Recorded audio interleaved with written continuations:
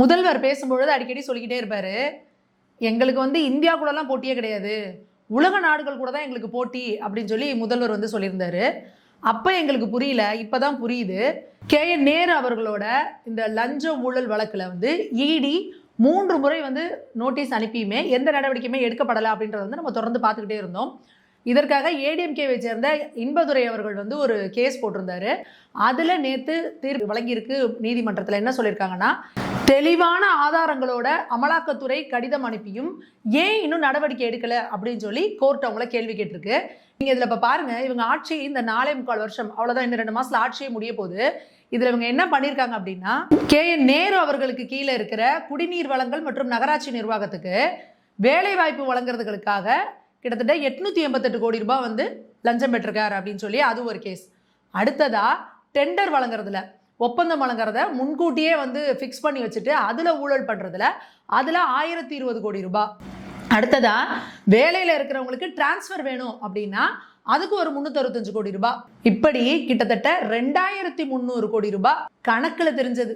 ஆனால் நமக்கு நல்லாவே தெரியும், இந்த 2300 கோடி ரூபாய் அப்படிங்கிறதே ரொம்ப ரொம்ப கம்மியான தொகை தான் அப்படிங்கிறது நமக்கு நல்லா தெரியுது. இடி உள்ளே வராங்க அப்படின்னாலே இந்த பணம் நம்ம இந்தியாவை தாண்டி வெளிநாடுகளுக்கு போயிருக்கு, மணி லாண்ட்ரிங் அப்படின்றது வந்தால் தான் இடி உள்ளே வருவாங்க. அப்போது எப்படி இவ்வளவு கோடி, இத்தனை கோடிகள், அதாவது இது ஒரு சின்ன அமௌண்ட் வச்சுக்கோங்க, இவங்களை பொறுத்த வரைக்கும் இந்த பீனட்னு சொல்லுவாங்க, பட்டாணி மாதிரி கிடக்குது இவங்களுக்கு. ஆனால் நம்ம இதில் ஒரு விஷயத்தை கவனிக்கணும், நீங்கள் இங்கே நம்ம மக்களுக்கு கிடைக்க வேண்டிய நம்ம மக்களோட காசை சுரண்டி நீங்கள் லஞ்சமாக ஊழலாக அதை வந்து நீங்கள் ஊழல் பண்ணி நீங்கள் என்ன பண்ணுறீங்கன்னா, இந்த காசை, இந்த பணத்தை கோடிக்கணக்கான ரூபாய்களாக வெளிநாட்டுக்கு நீங்கள் அனுப்புறீங்க. இதை தானேங்க அந்த காலத்தில் வெள்ளக்காரனும் செஞ்சுட்டு இருந்தான். இங்கே நம்ம மக்களோட உழைப்பை சுரண்டி இங்கே இருக்கிற அதெல்லாம் ரா மெட்டீரியல் எல்லாத்தையும் எடுத்துக்கொண்டு போய் வெளிநாடுகளுக்கு கொண்டு போயிட்டு அதை ஃபினிஷ்டு குட்டாக திருப்பி இங்கே எடுத்துகிட்டு வந்து என்ன பண்ணால் 1க்கு 10 விலை வச்சு விற்றான். அதனால தானே நம்ம நாடை வந்து செல்வ செழிப்பு மிக்க பாரத தேசம் எதுக்கு ஓட்டாண்டியானுச்சு? அந்த வெள்ளையர்கள் பண்ண அந்த சூழ்ச்சியால் தானே. அந்த வெள்ளையர்களை துரத்தி அடிச்சிட்டோம், இந்த கொள்ளையர்களை ஏன் நம்ம துரத்தி அடிக்க மாட்டேங்கிறோம்? அவங்க கொடுக்குற 1000 ரூபாய்க்கும் 5000 ரூபாய்க்கும் இதே தானே அவன் என்ன செஞ்சான், அரிசி கொடுக்குறேன், பிரெட்டு கொடுக்குறேன், பால் கொடுக்குறேன்னு சொல்லி தானே நம்மளை ஏமாத்தினா. இன்றைக்கும் நம்ம வந்து அவங்க கொடுக்குற சில இலவசங்களுக்காக எப்படி இந்த திமுக போன்ற கட்சிக்கு வந்து மக்கள் ஓட்டு போடணுமா அப்படின்றத வந்து ஒவ்வொரு மக்களும் வந்து சிந்திக்கணும். இது நம்மளோட வருங்கால தலைமுறை பாரத தேசத்தையே சுரண்டி எடுக்கிற வேலையை வந்து இன்னைக்கு வந்து இந்த திமுக வந்து செஞ்சுக்கிட்டு இருக்கு. திமுக ஒவ்வொருத்தரும், இதுக்கு முன்னாடி செந்தில் பாலாஜி பாருங்க, அவரு இடியில தான் மணி லாண்டரிங்.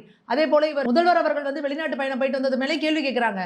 உங்களோட மருமகன் சபரீசன் அவர்கள் பேர்லையும் இவங்க பையன், அது மட்டும் இல்லாமல் அன்பில் மகேஷ், இவங்க எல்லார் பேர்லையுமே வந்து ஃபாரின்ல இருக்கிற கம்பெனில இவங்க பேர்ல இருக்கு.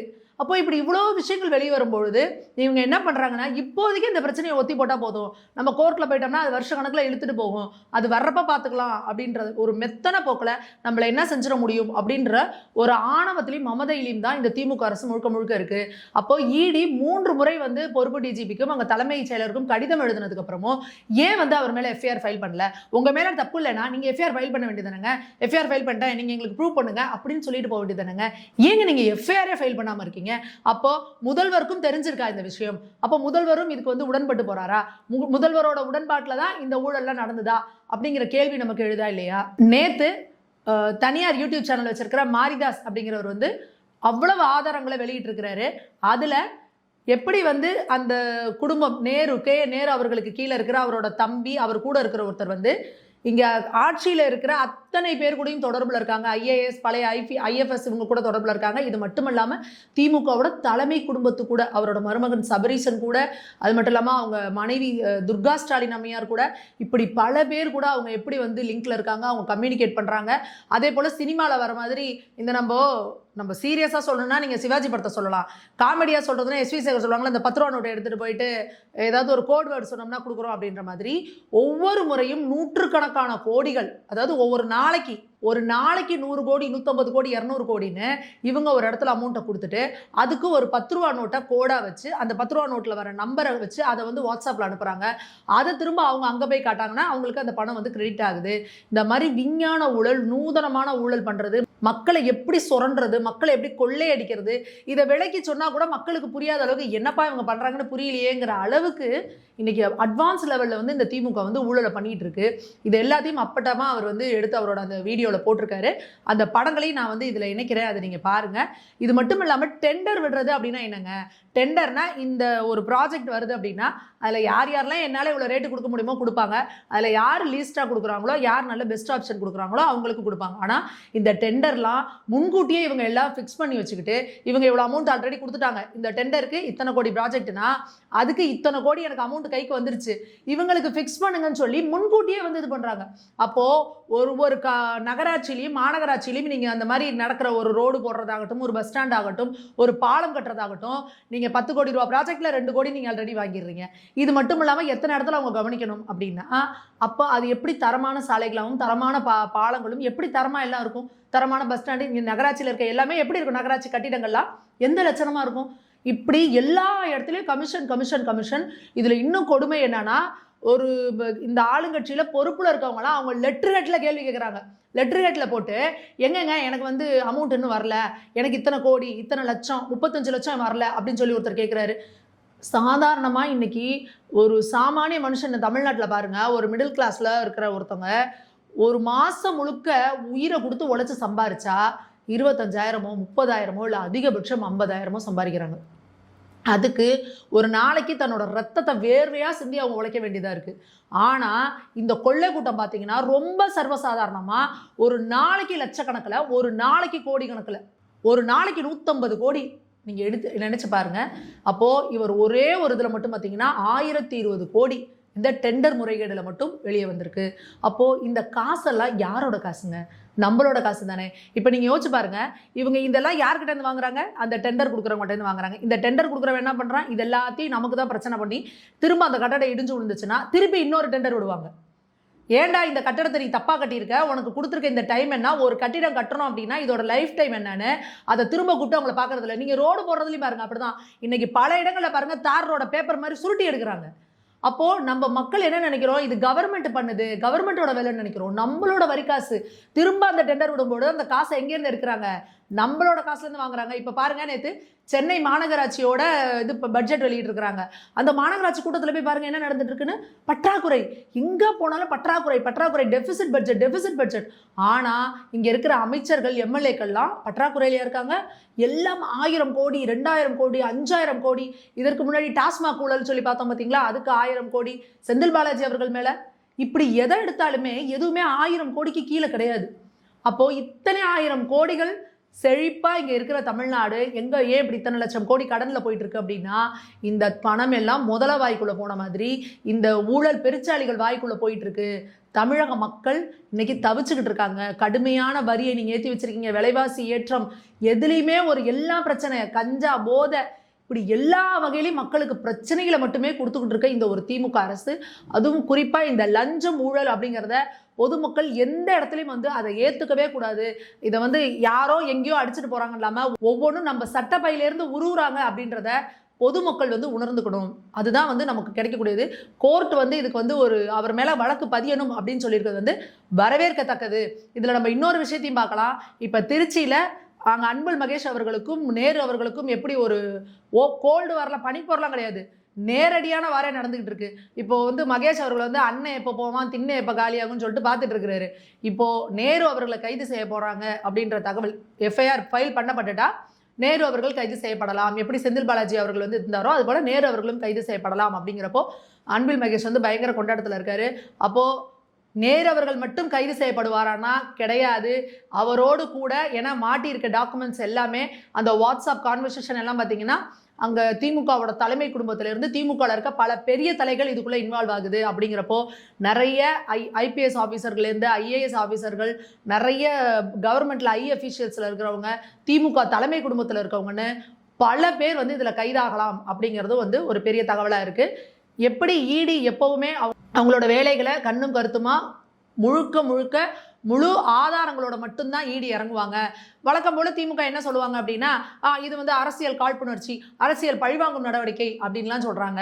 அப்ப இந்த வாட்ஸ்அப் கான்வர்சேஷனு, நீங்க டெண்டர் விட்டதுக்கு இந்த டெண்டருக்கு இவனுக்கு கொடுத்துருங்க நீங்க முன்னாடியே ஃபிக்ஸ் பண்ணது, உங்க திமுக நிர்வாகி உங்களோட லெட்டர் கட்டில போட்டு எனக்கு 35 லட்ச ரூபாய் இன்னும் பணம் வரலன்னு கேட்டது, இதெல்லாம் பொய்யா முதல்வரே? அத்தனையும் நடிப்பா கோபால் அப்படிங்கிற மாதிரி நீங்க எவ்வளவுதான் கேமராக்கு முன்னாடி நடிச்சாலும் மக்களுக்கு அப்பட்டமா தெரியும் திமுகனாவே லஞ்ச லாவண்ய கட்சி, அங்க ரவுடிசம் பண்ற கட்சி, பெண்களுக்கு பாதுகாப்பு இருக்காது, திமுக வந்தாலே இப்படிதான் தமிழ்நாட்டை சீர்குலைச்சிருவாங்க அப்படின்னு தெரியும். ஆனா இது எப்பவும் இருந்ததை விட இந்த முறை ரொம்ப ரொம்ப ரொம்ப அளவு கடந்த, எப்படின்னா அந்த காஞ்ச மாடு கம்பளை பாஞ்ச மாதிரி 10 வருஷம் நீங்க ஆட்சியில இல்லை அப்படின்னோன்னு இனி நமக்கு கொடுக்க மாட்டாங்க சான்ஸ். கிடைச்சது 5 வருஷம். இந்த 5 வருஷத்துல என்ன சுருட்ட முடியுமோ சுருட்டிடலாம் அப்படின்னு அனைத்து தரப்புலையும் எங்க பூந்தீங்கனாலும் சரி, சுடுகாட்டுல இருந்து கக்கூஸ் கட்டுறதுல ஊழலுங்க, கக்கூஸை கிளீன் பண்றதுல ஊழலுங்க. இந்த மாதிரி ஒரு ஆட்சியை நீங்க எங்கேயாவது பார்த்ததுண்டா? ஒரு டாய்லெட்டை கிளீன் பண்ணணும்னா அதுக்கு எவ்வளவு ஊழல் போட்டு அதுல காசு, ஒரு இதுக்கு சிட் அவுட்டுக்கு இவ்வளவு காசுன்னு போட்டு, இந்த மாதிரி ஒரு வரலாற்று சாதனை மிக்க ஊழல் பண்றதுல எங்களை மிஞ்ச யாருமே கிடையாதுன்னு சொல்லி ரெக்கார்டு பிரேக் பண்ணிட்டு இருக்கு திமுக. ஆனா ஒரு பக்கம் இதெல்லாம் நம்ம அப்படி பேசிக்கிட்டு இருந்தாலும், இன்னொரு பக்கம் இது எல்லாம் நம்ம காசு, நம்ம வீட்டு காசு, யார் அப்பா வீட்டு காசும் கிடையாது, இவங்க அப்பா வீட்டு காசா கிடையாது. நீங்க எல்லா மக்களுக்கும் இன்னைக்கு தெரியும், நான் சொல்லணும்னு அவசியம் இல்லை, இன்னைக்கு ஒரு 60 வயசுக்கு மேல இருக்க எல்லாருக்கும் தெரியும், திமுகல இன்னைக்கு மிகப்பெரிய கோடீஸ்வரலா இருக்கவங்களாம் ஒரு காலத்துல மெக்கானிக்கா இருந்தவங்க, சைக்கிள் ஓட்டிட்டு இருந்தவங்க, லாரி ஓட்டிட்டு இருந்தவங்க, தள்ளு வண்டியில வச்சு புளி வித்துக்கிட்டு இருந்தவங்க, வெள்ளம் வித்துக்கிட்டு இருந்தவங்க, மிளகா வண்டியில இருந்தவங்க, இவங்கெல்லாம் தான் இன்னைக்கு திமுகல எப்படி இருக்காங்கன்னா 1000 கோடி 2000 கோடி 5000 கோடின்னு லட்சம் கோடிகள்ல குமிச்சு வச்சிருக்காங்கன்னா நம்ம தான் கேட்கணும், மக்கள் தான் நம்ம கேள்வி கேட்கணும். நம்ம வாழ்நாள் முழுக்க நைட்டு பகல் தூங்காம உழைச்சா கூட 1 கோடி ரூபாய் நம்மளால சம்பாதிக்க முடியுமா? எப்படி இந்த திமுக இருக்கிறவங்களுக்கு இத்தனை லட்சம் கோடிகள் பணம் வந்தது, இத்தனை 1000 கோடி வந்தது? 50 வருஷத்துக்கு முன்னாடி நீங்க எல்லாம் சைக்கிள்ல தானே போயிட்டு இருந்தீங்க, உங்களுக்கு வந்து மாத்து சட்டைக்கு விதி இல்லாம தானே இருந்தது. இன்னைக்கு எப்படி இத்தனை 1000 கோடிகள் பணம் உங்களுக்கு வந்தது? நீங்க எலெக்ஷன் கமிஷன் கொடுக்குற அஃபிடவிட்லேயே இத்தனை கோடி கொடுக்குறீங்கல்ல, அதுவே கம்மியான கணக்கு தான், அதுக்கே இவ்வளவு கொடுக்குறீங்கன்னா எங்கே இருந்து உங்களுக்கு இந்த பணம் வந்தது அப்படின்னு ஒவ்வொரு பொதுமக்களும் கேள்வி கேட்கணும். அதை விட்டுட்டு எனக்கு ஓட்டுக்கு எவ்வளவு காசு கொடுப்பீங்க, 5000 கொடுப்பீங்களா 10,000 கொடுப்பீங்களான்னா, ஒரு ஓட்டுக்கு 5 லட்சம் ரூபாய் கொடுத்தா கூட அவங்க உங்ககிட்ட இருந்து கொள்ளையடிச்ச காசுக்கு அது ஈடாகாது அப்படிங்கிறத ஒவ்வொரு மக்களும் இங்க வந்து புரிஞ்சுக்கணும். இது நம்மளோட ஜனநாயக கடமை. இந்த முறை இது நம்மளோட ஜனநாயக கடமை. நாம எல்லாரும் எப்படி ஒற்றுமையா இருந்து நம்ம தேசத்தை சுரண்டுன வெள்ளைக்காரர்களை இங்கேருந்து துரத்தி அடிச்சோமோ, அதே போல இந்த தமிழகத்தை சுரண்டிக்கிட்டு இருக்கிற இந்த கொள்ளைக்கார கூட்டத்தையும் நாம துரத்தி அடிக்கணும். இந்த எலெக்ஷன்ல தோக்கடிக்கிறது மட்டும் கிடையாது, அரசியல்ல இருந்தே அழித்தொழிக்கணும் இவங்களை. ஏன்னா இவங்க நம்ம மண்ணுக்கும் கெடுதல், நம்ம மக்களுக்கும் கெடுதல். இன்னைக்கு பாருங்க, நம்மளோட ஆத்துல மண் இல்லை, ஆறே இல்லை, ஏரி குளங்கள் இல்லை, ஏரி குளங்கள்லாம் காணுங்க பல இடங்கள்ல. முதலமைச்சரோட குளத்தூர் தொகுதியை பாருங்க, குளம்னு பேரு, அது குளத்தூர். அங்க எங்கங்க குளம் இருக்கு? வள்ளுவர் கோட்டம் என்னங்க இது? வள்ளுவர் கோட்டம் ஒரு ஏரி. எத்தனை ஏரிகளை தூத்து இந்த கருணாநிதி அவர்கள் வந்து அதை பில்டிங் ஆக்கினாங்க. இன்னைக்கு பள்ளிக்கரணையில பாதி சதுப்பு நில காடுகள் முழுக்க பில்டிங் ஆயிருக்கு. எப்படி அப்ரூவல் கொடுக்குறீங்க? அடுத்து கனிம வள கொள்ளை, மலைகள், ஒரு மலை உருவாகிறதுக்கு லட்சக்கணக்கான வருஷங்கள் ஆகும். ஆனா அசால்ட்டா மலைகளை பேத்து எடுத்து பாலமா பிளந்து பாதி மலைகளை காணோம். அப்போ மலைகளை காணோம். அது மட்டும் இல்லாம எவ்வளவு பர்மிஷன் வாங்குறது, 100 மீட்டர்னு பர்மிஷன் வாங்கிக்கிட்டு நீங்க அதை 200 மீட்டர் 300 மீட்டர்னு போயிட்டு, இன்னைக்கு பல இடங்கள்ல அந்த புகைப்படங்களையும் வீடியோக்களையும் பாக்குறப்ப நமக்கு அப்படியே பயமா இருக்கு. எப்படி நீங்க இந்த மாதிரி ஒரு தாயோட கர்ப்பப்பையவே அப்படியே பிச்சு எடுக்கிற மாதிரி அந்த மண்ணை அப்படி தோண்டி அப்படி குடைஞ்சு நீங்க அந்த மலை அளவுக்கு தோண்டி அதுக்கப்புறமும் கீழே அவ்வளவு பெருசா தோண்டி எடுத்திருக்கீங்க அப்படின்னா, கொஞ்சம் கூட உங்களுக்குலாம் மனசாட்சி இல்லையா? கொஞ்சம் கூட உங்களுக்குலாம் ஒரு தார்மீக பொறுப்பே இல்லையா? ஒரு குறைந்தபட்ச மனிதாபிமானம் கூட இல்லையா? நம்ம கொஞ்சமாவது எதையாவது இந்த நம்மளை நம்பி ஓட்டு போட்டாங்களே இந்த மக்கள், அவங்களுக்குன்னு நம்ம ஏதாவது கொஞ்சமாவது ஒரு நல்லதை செய்யணும், கொஞ்சமாவது நம்ம ஒரு கடமை உணர்ச்சியோட இருக்கணும், அந்த சமூக பொறுப்பு இருக்கணும் அப்படின்னு எதுவுமே இல்லாம இந்த மண்ணுக்கும் மக்களுக்கும் கெடுதலை மட்டுமே செஞ்சுக்கிட்டு இருக்கு இந்த திமுக.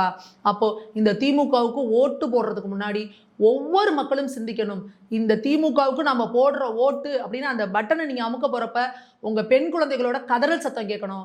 அந்த பட்டனை நீங்க தொட போறப்போ என் வீட்டுல பச்சை குழந்தை வெளியில போய் விளையாட கூட போக முடியலையேங்கிறது நினைக்கணும். அந்த பட்டனை போய் தொடம்பொழுது என் வீட்டுல வயதான பாட்டி இருந்தா கூட அந்த பாட்டி வெளியில பாதுகாப்பா போக முடியலன்ற தெரியணும். அந்த பட்டனை போய் நீங்க தொடும்பொழுது என் வீட்டுல இருக்கிற ஒரு சின்ன வயசு பையன், இளைஞன், பள்ளிக்கூடத்துக்கு போற ஒரு மாணவன் கஞ்சா முட்டாய் போட்டுட்டு திரியிறானே, போதை ஊசி வச்சுட்டு இருக்கானே, மெத்தபெட்டமைன் ஏதோ வாயில தெரியாத வஸ்துலாம் இன்னைக்கு உள்ள வந்துருச்சே, இதுக்கெல்லாம் நாம போடுற இந்த ஓட்டு தானே காரணம் அப்படின்னு அந்த பட்டனை போய் தொடும் பொழுது அத்தனை மகளிருக்கு ஞாபகம் வரணும். அதே போல இந்த பட்டனை தொடும் பொழுது உரிமை தொகை கொடுத்தோம், நாங்க தான் உரிமை தொகை கொடுத்தோம்னு சொல்றாங்க. அந்த உரிமை தொகை யார் அப்ப வீட்டு காசும் இல்ல, நம்மளோட வரிப்பணத்துல இருந்து கொடுத்துட்டு அதுக்கு எவ்வளவு கொச்சையா நம்மளை கேவலப்படுத்தினாங்க அப்படிங்கிறதும் உங்களுக்கு ஞாபகம் வரணும். அதே போல அந்த பட்டன் அமுக்கும் பொழுது விடியல் பயணம் அப்படின்னு சொல்லி ஒரு பேரை வச்சுட்டு எப்படி கேவலப்படுத்துறாங்க இந்த பெண்களை. ஓசி பஸ்ல போறா, ஓசி பஸ்லன்னு நேத்து கூட ஒரு வீடியோ வந்திருக்கு. பெண்களை அலக்களிக்கிறது, 200 மீட்டர் 300 மீட்டர் தாண்டி நிறுத்துறது, ஸ்டாப்பிங்ல இல்லாம அடுத்த ஸ்டாப்ல கொண்டு இறக்கி விடுறது, குழந்தைகள் ஸ்கூல் பிள்ளைங்களை கூட அதுல ஏத்தாம ஓட அந்த வண்டியை வேகமா எடுக்கிறது, இப்படி கடுமையான அவதிகளும் அவஸ்தைகளும் அவமானங்களையும் மட்டுமே கொடுத்துக்கிட்டு இருக்க இந்த திமுகவுக்கு நாம போடுற ஓட்டு அப்படிங்கிறது நம்மளோட வருங்கால தலைமுறைக்கு நாமளே மண்ணள்ளி போடுறதுக்கு சமம் அப்படின்னு இந்த ஓட்டு பட்டன்ல கை வைக்கிறப்ப ஒவ்வொருத்தருக்கும் ஞாபகம் வரணும். அது நம்மளோட சமுதாய கடமை. வணக்கம்.